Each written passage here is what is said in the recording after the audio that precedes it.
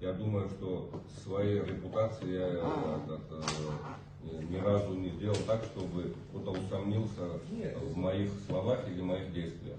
Вот. И я правовую оценку пытаюсь дать этому вопросу и нравственно-моральную, с вашего позволения. Правовая оценка, если человек, у него государственный визит там был, да? Но визит это государственный, это для Российской Федерации, а для абхазской стороны это кандидат в президенты. Он не носит государственного статуса. Вот. Он зарегистрированный кандидат в президенты, не более того.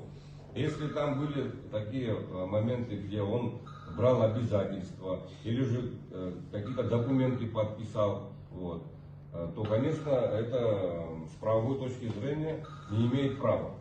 Мы пока для себя не знаем таких фактов, чтобы он обязательства взял или что-либо подписал. Но сам факт того, что государственные чиновники Российской Федерации принимали его в рабочем месте, как кандидата в президенты, для меня с морально-нравственной точки зрения это говорит о том, что Российская Федерация, она проявляет, ну, на мой взгляд, предпочтение какое-то вот кандидату, если этот вопрос ставить именно с такой точки зрения. Потому что, ну, я так вижу.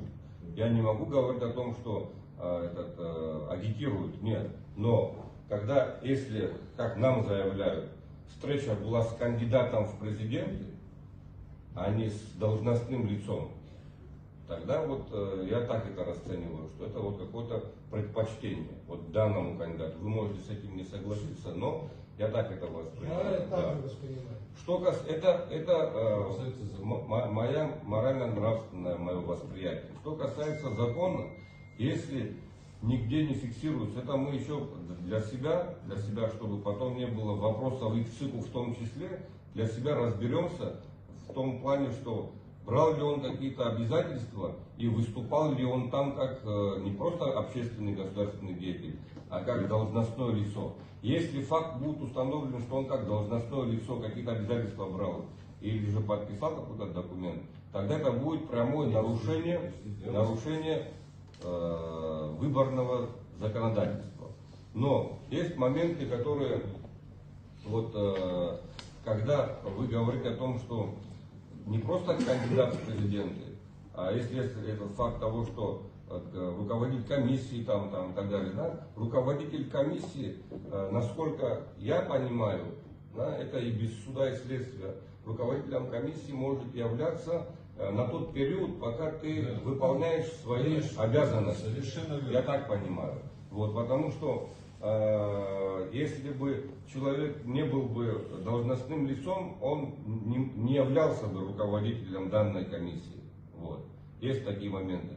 Вы на меня сейчас с надеждой смотрите, что я все по полочкам разложу, но я пытаюсь дать правовую оценку тем событиям, которые имели место быть. Но выборы в Республике Абхазия мы должны, несмотря на нравственно-моральную оценку, должны проводить по букве закона. Вы знаете, что сегодня выборное законодательство – это закон о выборах депутатов, закон о выборах президента, они совмещенные, и наши полномочия, они там прописаны.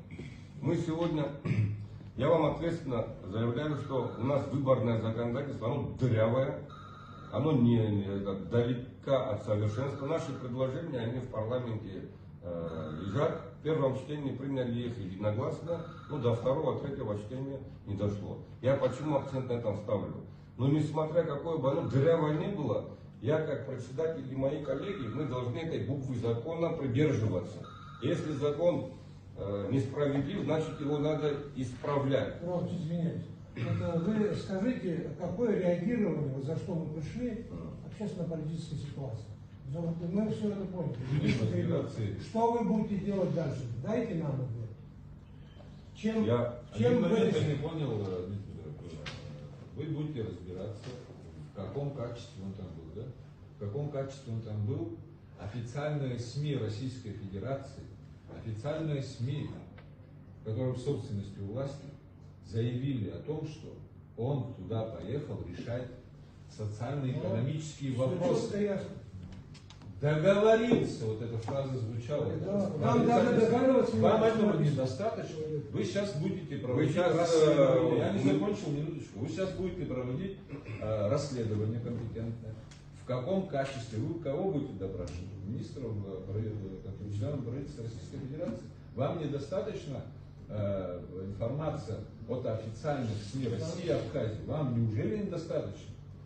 Я не понимаю. Человек, являющийся кандидатом в президенты, по какому праву договаривается от имени государства, от имени народа Абхазии в Кремле? Как такое возможно? Вы об этом думаете? Вы рассказываете о моральной Переток, стороне. деньги. Моральная сторона в отношении них меня не интересует. Меня интересует буква закона. Вы долго разбираетесь. Я вам свое мнение сказал, если вам мое мнение не Ваше нравится, мнение непонятно. вот, мое мнение я вам сказал, что если как Я вам государственный задаю деятель вопрос. он поехал туда, нет, Я как вопрос государственный, задаю. вам не нравится, я вам отвечу. Мне то, что не вам нравится Еще раз ваш вам говорю, если он ответ. как кандидат в президенты поехал туда, ну вы он пишите. имеет право. Другое дело, что если он там обязательства брал, не как кандидат в президенты, а как исполняющий обязанности президента, это будет установлено, это нарушение закона. Равный доступ к телевидению, правильно? Вот чтобы не было такого, что даже если он как кандидат в президенты поехал в Российскую Федерацию, чтобы это не освещали, потому что мы здесь в Центральной избирательной комиссии установили по жеребьевке, у кого какое эфирное время, какие рамки у них временные одинаковые, чтобы вот этих перекосов тоже не было. Что касается вашего переживания, у меня здесь тоже один голос, как и у всех моих коллег. Нас 15 человек здесь. Я почему разделил на два блока этот вопрос? Не потому, что я вас чего-то учу, нет. Я вам просто попытался дать правовую оценку, которую я понимаю, и нравственно-моральную для себя. Потому что, Извини, пожалуйста. что касается того, что... Дайте договор, пожалуйста. Давайте, ну это долго. Я точно вам точно могу вам сказать, что этот вопрос, чтобы выборы провести в спокойной обстановке, мы за то, чтобы... Игорь Иванович, извини, пожалуйста, займитесь этим вопросом. Мы ждем. что